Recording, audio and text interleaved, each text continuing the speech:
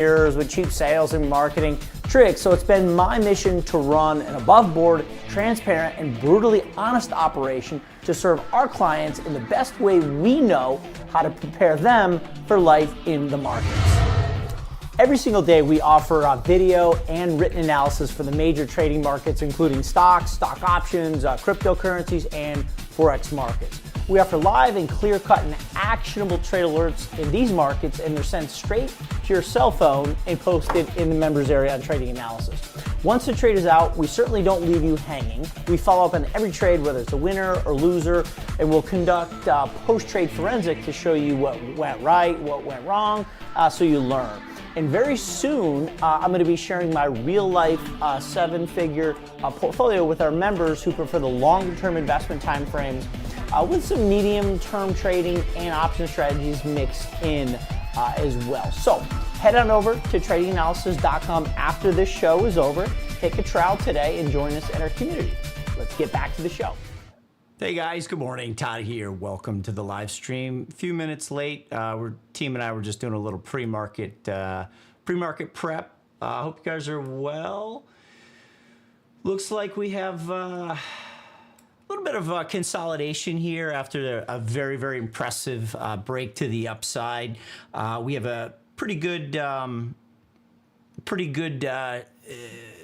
as I said, moving growth last week, but we have some precedents to show you that value for now in this month is actually favored. So the value trade over growth on a historical basis is when you're gonna is most pronounced here in April. A lot of it has to do with this move in interest rates, and that's what's really driving this market is, I would say, both short and long end U.S. interest rates. We have some clarity as to where the Fed's going to go in the short term. Where we go in the long term around those 10 and 30-year yields is going to drive a lot of rotation, and it will kind of help determine if history is going to repeat again in April, which, as we'll show you, favors the growth trade. We think the stock market continues higher. It's just which sectors, industries, and stocks will lead us. That's the key, and that's our quest for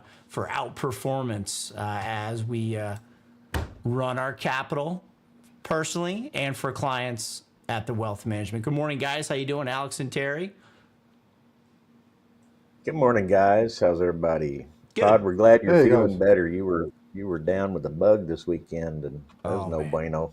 Thanks. Yeah, I never get sick. This thing, kids brought home a stomach bug and it turned into like a flu, a day and a half flu, and I just popped the zinc and magnesium and vitamin C and elderberry and all kinds of stuff, and I knocked it out. So feeling better, and I was back to my old self up till 1 a.m. last night doing a macro report for clients, getting ready for the live stream, ready to roll, baby.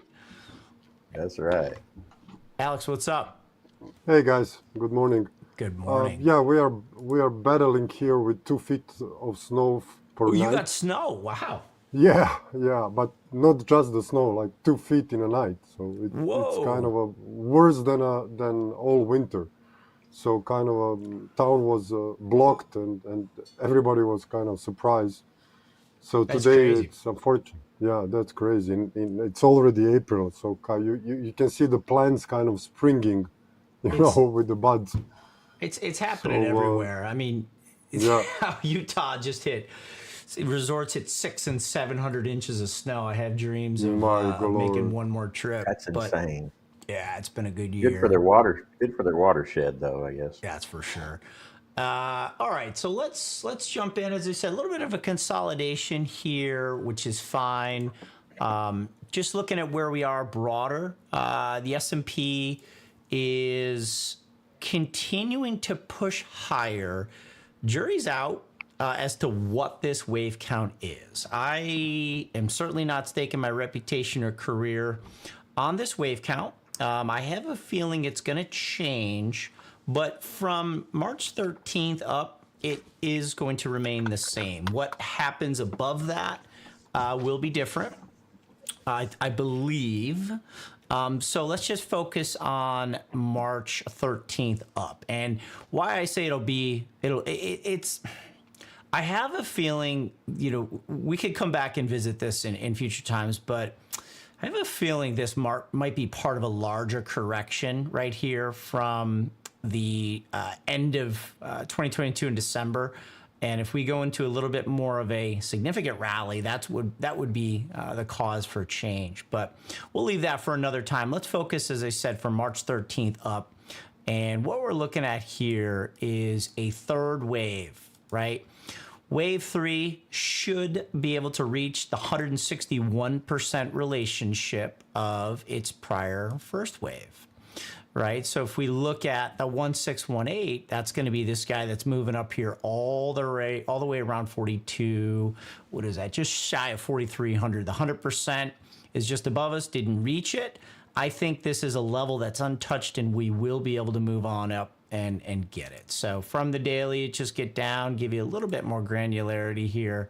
We're looking at some kind of consolidation that I was going to leave this live for you. I have a feeling after the last 2 days consolidation, I'm going to let Motive Wave do the work for me. There we go. Little wave 4 correction here. That should yield that move up to 4,200. Over to the NASDAQ, the count, I think, looks a little bit better here on the NASDAQ than the S&P because, again, we're seeing some pretty good relative strength and growth. So same process out to the daily, and then we'll move into the intraday on the NASDAQ. And then I want to talk quickly about seasonalities I mentioned at the top. So the NASDAQ, coming from those October lows, is tracing a much better 5-wave move. Now, the internals, if you're studying your Elliott, you'll notice that I have them labeled as 3-wave moves within 1, 3, and 5. So we're focusing on this final C-wave move within 5 of 1. Now, what are your upside objectives within this blue C? For that, we go down to the 60-minute.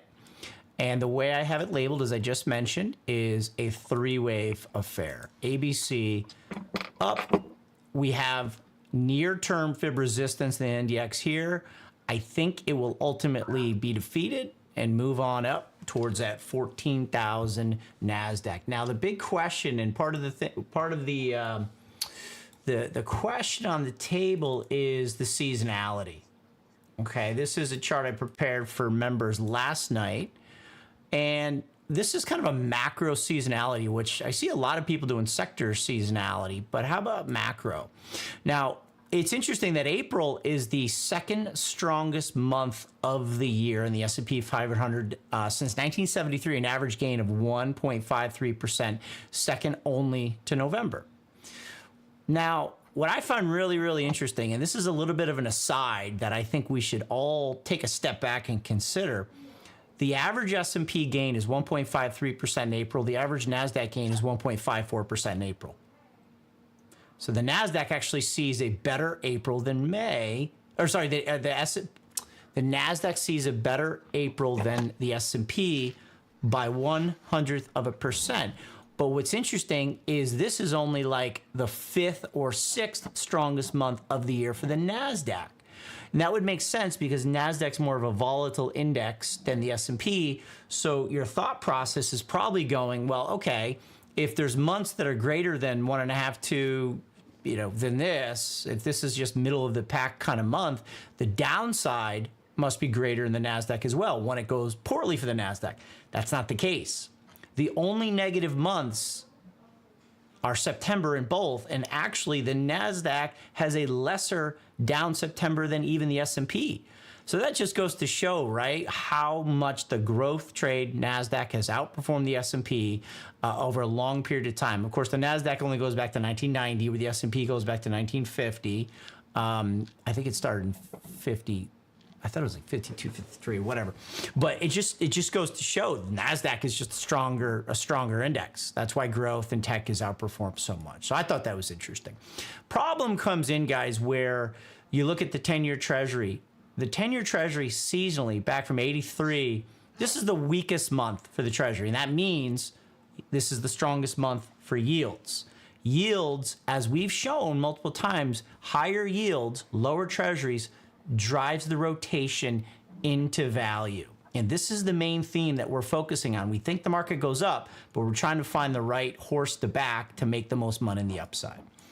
Dollar, second weakest month of the year is April. And crude oil, interestingly, April, this is the strongest month of the entire year. Average gain of 3.39, where right now we're already up 7%. From a sector point of view,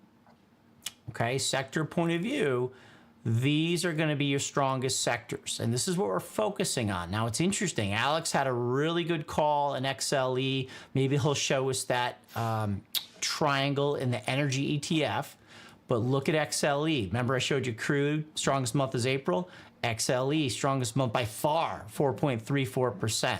Utilities also has their best month in April. Materials has their best month in April.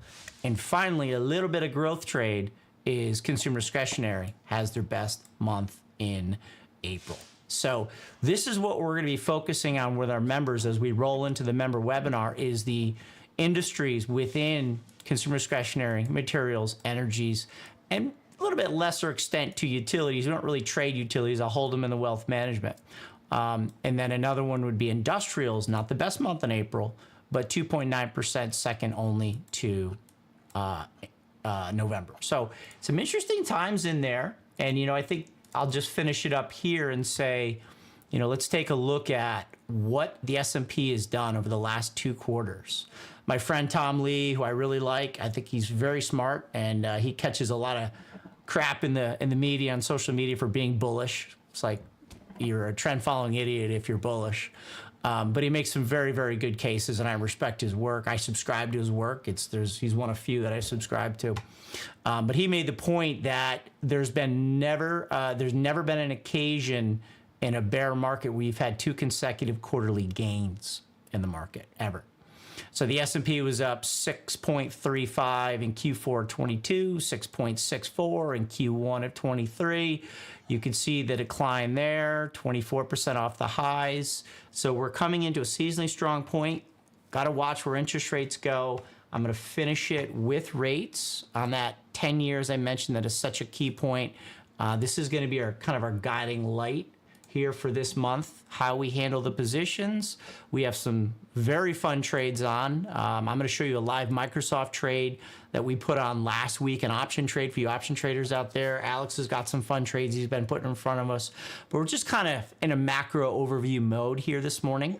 And the big question, 10-year yield, pressing that 3.433. How does the market react to a move below 3.3? That's going to be a very key thing that you're going to want to watch and want to interpret in real time. Does the market take a break below 3.3 in the 10-year as a risk off, slowdown in growth, and they're buying bonds because of that? Or is it long-term inflation that's anchored, long-term inflation expectations that are anchored? People are willing to jump in and grab 3.3% paper on the 10-year. And that's a good thing if inflation expectations are anchored. I think you're going to see stocks and bonds rally together. Thoughts on that, guys?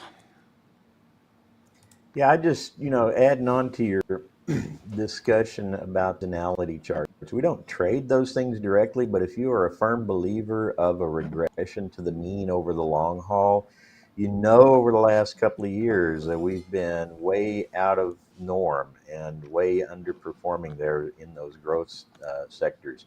So when we look at those seasonalities, we kind of look at where have we been in terms of that longer term normal regression, right? Normal distribution band.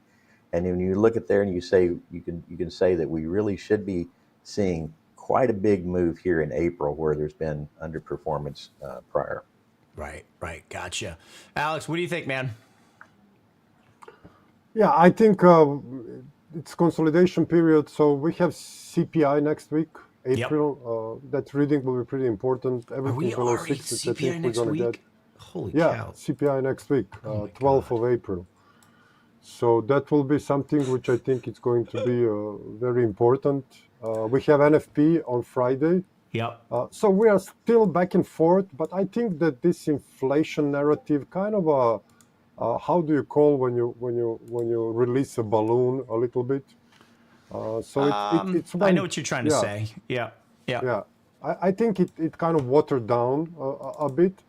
But still, I think these two reports will be important for the Fed, and so I think we're going to plateau soon and actually stop raising rates.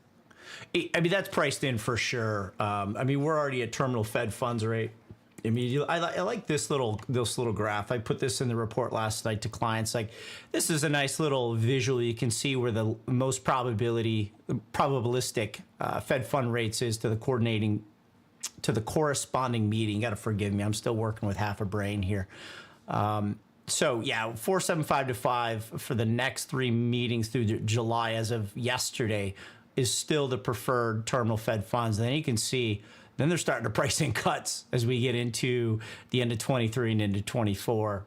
And then, you know, Alex, don't you think, though, if we could print a 5 handle on the headline year over year and the core headline year over year, wouldn't that just do some psychological good for investors? Sure. For me, I feel like a 5 handle would be welcome. You're right, because 5 handle is basically where we are. So there will be no more kind of a inflation scare embedded into investors' mind. So they have to watch every move they make. Yeah. So I think in that case, they will loosen up a bit, and all of this cash, we discussed that with members, all of this cash laying aside might actually try to be deployed. Yeah. I mean, we have how much? 5-6 trillion. 5 trillion. 3 5 trillion money trillion, markets. yeah. 3 trillion money markets during COVID, and as people ran to safety, and now we have 5 trillion in money markets. Yeah, It's so crazy. all of that money is still sitting on the sideline. Obviously, people will become less attracted to buy bonds if we see inflation lower, which will give them visibility. Okay, inflation might go further lower, so we might drop on rates. So maybe the other alternative vehicles for gaining some of the percentages over year will be more interesting, and that's obviously stock markets, cryptos, commodities. So risk on. Yeah, and that's the theme we're going to be taking into the members meeting, and that's what we've been laying out. We have a view on the 10-year yield. We think yields will drop. We think the market's going to take a certain way to start, and that's going to drive the value trade in line with the seasonality. But then I think they're going to realize, as you just said, Alex, they're caught on the wrong side of the trade, and they're going to have to exit because they realize you're still breaking even on 5%, 6% returns on 5-6% inflation per year, where the stock market is now up 6.5% each quarter over the last 2. And then the last one that I think is really awesome is this one right here. You ready for this? Oh, yeah. Can you believe it? I'm sorry, but, you know, they say lightning doesn't strike twice. I mean, John Paulson, after he hit housing, you know, he was all about gold, and he ruined his career staking it on gold, breaking out. Michael Berry, you know, trying to pick the top of call it from 08 to 23, 15-year bull market, which I still think we're in. I had to give him some shit at the top here. You know, he was just pounding the bearish case, and then he came out to say I was wrong to sell. So, yeah, I don't know. I thought that was pretty interesting. Terry, I'm going to send it to you, see what's going on the rotation, if you are ready, sir. Let's go. All right. You are live. Hey, guys. Terry Long here, tradinganalysis.com. So we had relatively benign fourth quarter GDP month-over-month PCE figures last week. They did not stand in the way of the markets continuing their move to the upside. Now, we do have non-farm payroll coming out this Friday, though that will be a market holiday as it's Good Friday. I'm curious as to how that information will be absorbed by traders over the weekend. The ADP release this morning did show lower than expected employment numbers, 145,000 versus 200,000 expected. So I don't know if that's a good indication of how the NFP is going to be. But again, last week we had all 11 sectors finishing with positive gains. Last week the S&P was up 3.5% and the NASDAQ was up 3.25%. For the month of March, the S&P netted a 3.5% move for the entire month of March, while the NDX, did you happen to catch this? The NDX for the month of March, Todd, was up 9.46%. Isn't that crazy? That's awesome. And as Todd already pointed out, we've seen those 2 quarters now of positive market action, which has just never before been seen in a declared bear market. Now, last week, after being heavily beaten down, energy and real estate made some really good bounce back moves from those heavy declines. The energy sector rallied 6.35% last week, and the real estate was up 5.27. Consumer discretionary continued making relative strength gains as it added another 5.62% last week as well. Let's move this out of the way and take a look at, so following those big moves higher, it's no surprise to me that most of the sectors are taking a little bit of a corrective move against that, right? That was a hefty week last week, lest we forget. This week we are seeing the energy trade with crude oil jumping back up to $80 a barrel following OPEC's surprise rate cut announcement over the last weekend. Shot oil back up around $80, and that also helped with some of the energy trade. So this week, for the week, 2 days of trading, right, we're up 2.5% in the energy sector, and some of these value sectors are starting to play back in a little bit. So, but it's kind of a nonchalant move there. Really, if you look at it, I mean, I've got moving averages here. The red line's a 200, the blue line's a 50. You can see both the S&P and the NDX have rallied well above there.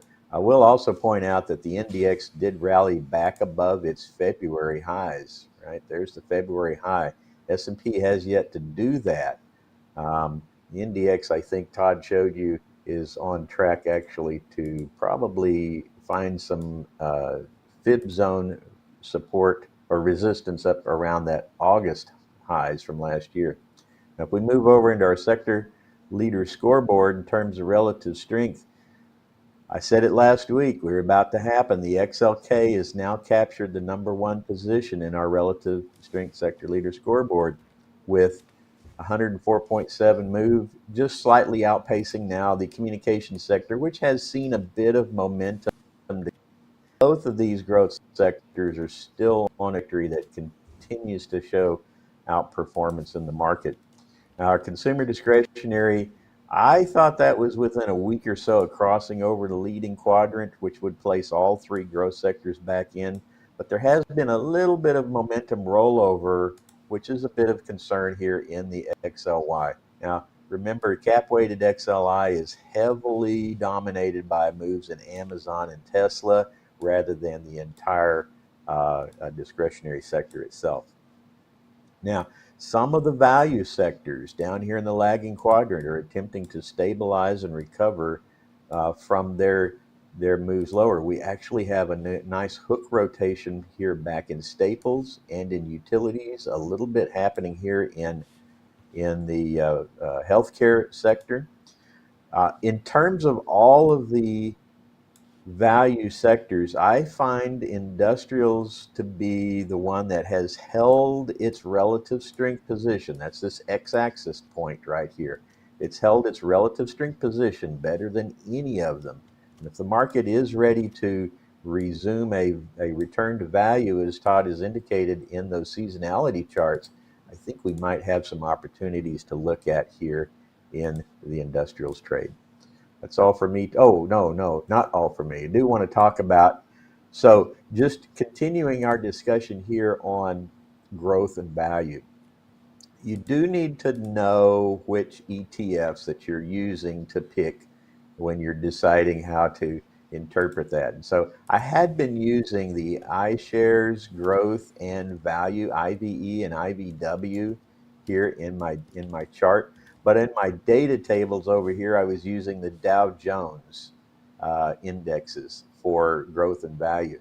And one of the things when I happened to say, I remember last week mentioning something about growth was still in the improving quadrant on the IVW, but it's actually in the leading quadrant on the Dow Jones USGR. So when Todd and I took a look at what was contained inside these, Todd, you can jump in here if you want.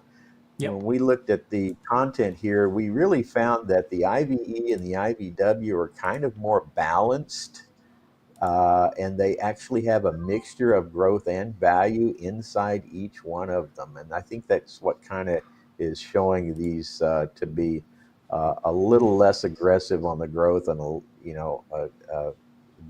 income here. And I think the Dow Jones is much more cleaner in growth and value. So Yep.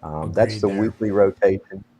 And this is the daily rotation. And both of these are still showing rapid reversals here. On the daily, we're seeing a little bit of fade in the growth, the value trying to come back in on the daily. But we've established a very strong position here in growth on the longer term charts. Go ahead, Todd. No, I'm just agreeing. Keep going. You're on a roll. Yeah. And then the last thing we'll look at is we like to break these down into the large cap, mid cap, small cap on growth and on value. And again, these are using the Dow Jones indexes. You can really see it's been the trade has been coming back into the large cap growth, which we've been out of favor for a year and a half now, right? So that has pushed ourselves back in the leading quadrant. And mid cap and small cap growth actually have been starting to weaken. We've really seen a lot of we had a lot of promise here for a while. Let me animate this, right? We had a lot of promise coming in, after January, February, we had a lot of promise that it was all growth moving up because we had mid cap and small cap pushing up here. Those have since made a reversal and kind of fading back in favor, I think, of the large cap trade. So I'm going to leave it there. If you got anything you want to add, Todd, please go right ahead. Nope, we're good. We're moving along quickly. Good stuff there. Alex, you ready, sir? Okay, let me turn. Hold on, Alex. Don't talk yet, please. I've got to temper Alex's. Alex has got a hot mic, and okay, you're live, brother. You're live. Okay, Hey. share. Share a different screen, Alex.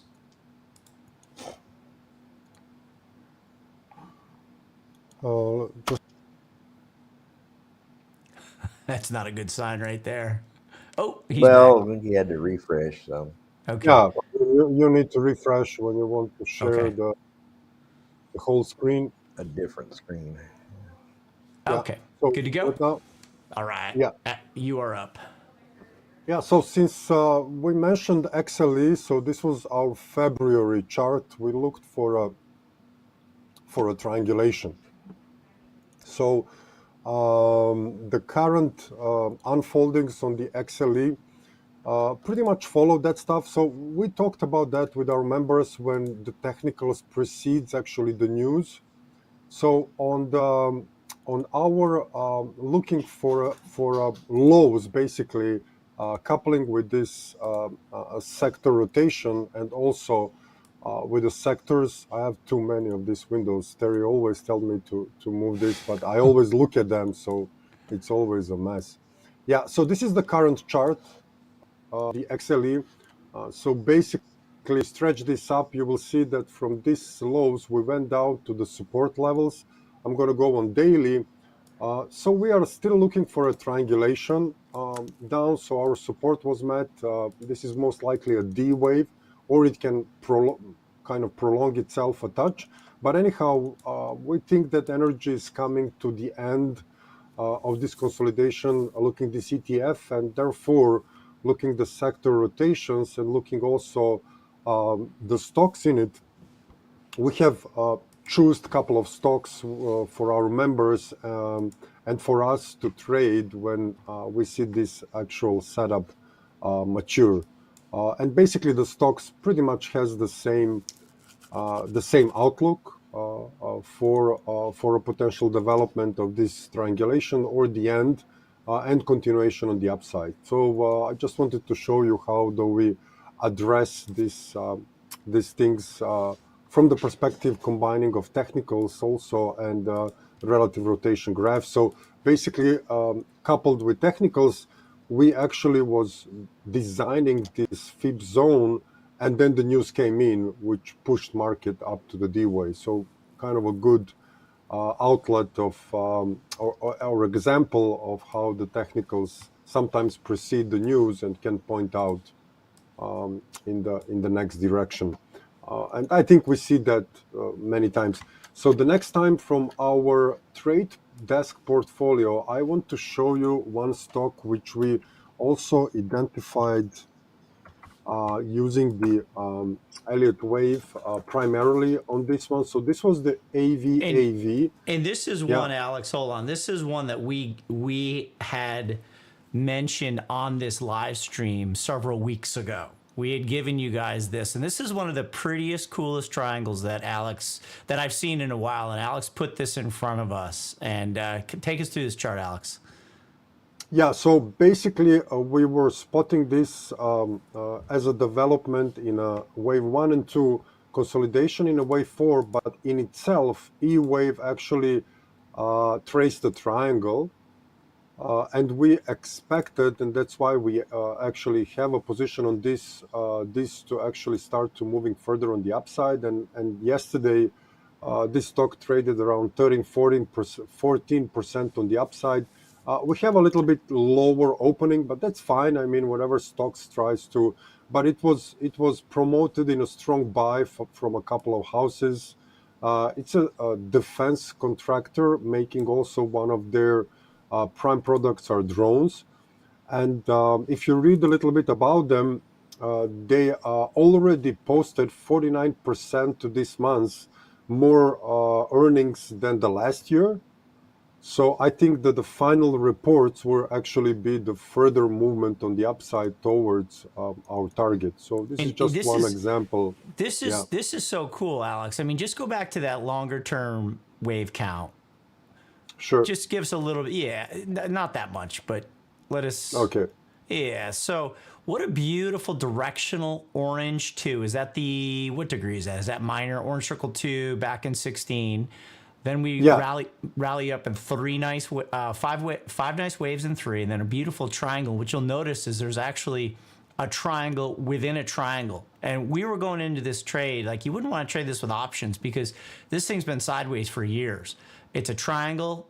E-wave is a triangle within triangle 4. Either this thing is going to stay at the same price for the next decade, or it might be going to $200 or $250. Like it was a crazy fun setup, and there's no way we couldn't hold it. And that's why we want to have it on the stock swing desk rather than the options side. So that was that's nice, and it was upgraded to Raymond James upgraded at Raymond James to strong buy. And it's like, well, we were already on top of the technicals. Fundamentals look good. It wasn't hard to see. So we're going to continue to milk this trade on our stock swing desk. Yeah, lots of similar setups. We have a longer and shorter term. So our process is actually what we do for our members. We select advancing sectors, which you can see from Terry's work. We also look macro as we give it a little bit here, and then we select stocks in a certain industries, which relative rotation graphs are pointing out, and then we do technicals on them and form a couple of groups of stocks on a longer and shorter term basis for our members and us to actually trade live. Yeah. So guys, if you want to see our work, come and join us, trade with us. Yep. Switch your camera back on. One thing I want to do is this was actually a member request from our Discord room. I just wanted to do this live and just kind of throw you guys on the spot here. One of our members asked, is Visa right here? So Visa coming out of another triangle. And what did he say here? Boy, it's... sorry, is it wave 1 and 2 coming out of 5? Let me just read this. I wanted to do this thing live. So he says, on the Visa red count daily is the first and second wave of 5 complete coming out of wave 4 consolidation. And I thought that was interesting. I wanted to look at this quickly. This is a member request, and we'll come back and we'll drop it in our Discord. But let's do this live quickly, and then at the end, I'm going to show you a Microsoft trade that we were working. Another one that we mentioned here on the live stream. I'll play that, and we'll finish up. And we're going to head over to the member side. So here's the live chart in Visa, as our member was asking. Big old huge consolidation, not unlike that AVAV trade, Alex, right? Visa has been sideways since February of 20. Looks to be that we may have triangle completion in Visa. This is going to be C of triangle, D of triangle, pretty small little E of 4. But I would say, you know, this is accurate because if you look at the move here, that really looks like a 3-wave move to me. Big up in A, big down in B, and then a move up in C, down in E. And now, do we have an ABC correction in Visa? Is this the time to look at Visa? I think we could make the case that we have 5 up. We're using that broken triangle upside resistance trend line now as support. Let's get inside this a touch. This is going to be a little tricky here. The wave 2 is small. There's 4, but I do like the ABC down. Alex, Terry, what do you guys think about this? Yeah, I think it's possible, but the only thing that caught my attention first on the, you get to zoom back out and look at that whole triangle, was your D wave time in D is very short compared to the C and B waves. You know, I thought about that. I'm almost leaning that maybe the D wave is still ongoing because it's certainly not invalidated until it surpasses the B wave. Yeah, you know, I was thinking that D and E are short compared to C, B, and A. I was wondering if this could be sort of W, X, Y, and then did the new uptrend start here in October? And that would overcome that. Or to your point, we could still be going in D. Can you make the case that it's 5 up from here? This wouldn't work because if you go 1, 2, 3, 3 is the shortest, so that's not going to work. What do you think, Alex? Well, yeah, E waves. I mean, that's a kind of a still debatable thing. Usually, you don't see these such short E waves, but they can happen. So that's basically the catch-22. They can happen, and they did happen. So I have a problem with this because not from perspective of a possible triangle, we are still in range of a possible that triangle still basically continues. So we are far away a little bit from the B wave on the upside, which will basically give us a more shinier picture for the upside. And also the second wave was smaller. So that was an interesting thing. If you scroll this, I don't know actually this is a triangle because the second wave on the longer term chart was a bit small. I don't know if you we're way back here? Yeah. All right. Well, let's just focus. Okay. Let's just focus in the near term here. Okay. Just a quick idea there. We're going to take that into the member discussion and let's roll. I do want to cover one trade in Microsoft. I think we mentioned it last week with you guys. Microsoft has been showing a lot of relative strength and we are up against pretty good resistance here in Microsoft. And I just want to take you through. We mentioned a call butterfly. So let me see if I'm going to try to roll this video. And hey guys, I want to set up this Microsoft trade. This is a recording from the 24th. Okay, so from March 24th, Microsoft on the 15-minute. And you can see that we're coming out of a little triangle 4. We're looking to move up 285, 290. And a really good way to do this is when you're looking for the final move, those of you who are option traders out there, rather than just buy the stock or buy the calls, why not get a directional exposure with options, but then you can sell stuff above where your upside objective is. And if you sell options above where your upside objective is, you use that to finance the purchase of your directional calls, right? And that's it looks like it's a call spread or a butterfly. pretty good. So I'm just going to let this play little for a wave four second. Maybe there's some triangle education breakout in here. here, or I mean, it may break out. Room to go on the upside. So back to the one I worked out here. We have triangle completion, and what I've done is come up with your typical wave 5 price targets and your typical wave 5 time targets. Okay, so.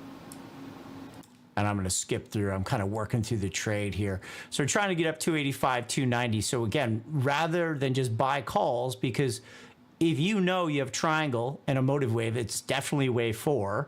All you have is wave 5 to go. This is all you're looking to capture. So there's no reason buying out of the money calls. That's stupid, because you're buying out of the money calls. You're not going to make any money if you're going into a wave 5 top. So just working through the options here. And what we wind up doing is butterflying this off. Okay, so the 282 is long. That's your directional exposure. 287.5 is your fib and Elliott target, both price and time. And then we're selling 2 of those. So we're selling options into our objective, and then we're creating the stop loss by buying 1 at 292.5. So all of a sudden, altogether, that's a call butterfly. If you do a 1 lot, you're risking $78 to make $422. Very good reward to risk.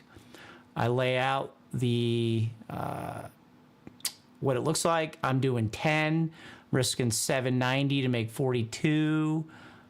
Execute the trade, and it got a little hairy in there. We dropped down. The butterfly went against this as we dropped down here in wave 4. Wave 4 lasted a little longer than we thought, but then the move up into the end of the last week got us right up into the target. And again, that was a trade that we shared with you guys here on YouTube. And we actually did a live stream taking profits on that trade right here. Trade wound up working very, very well. So point of that is, there's 2 things that we offer. There's 2 ways we approach the market. We obviously build stock portfolios based on macro sector fundamental themes driving this market. We take care of longer term stock portfolios, but when we are sort of range bound and the market is hesitant as it is, still within ranges, great time to overlay options, define your risk, put some favorable reward to risk ratios together, combine that with Elliott and Fib, and you can hopefully pick up some return as the market is unsure of where it wants to go right now. So we hit it on all ends of trading analysis. Boys, closing thoughts? I don't have any. I think we've covered it. So All right. Good, Alex?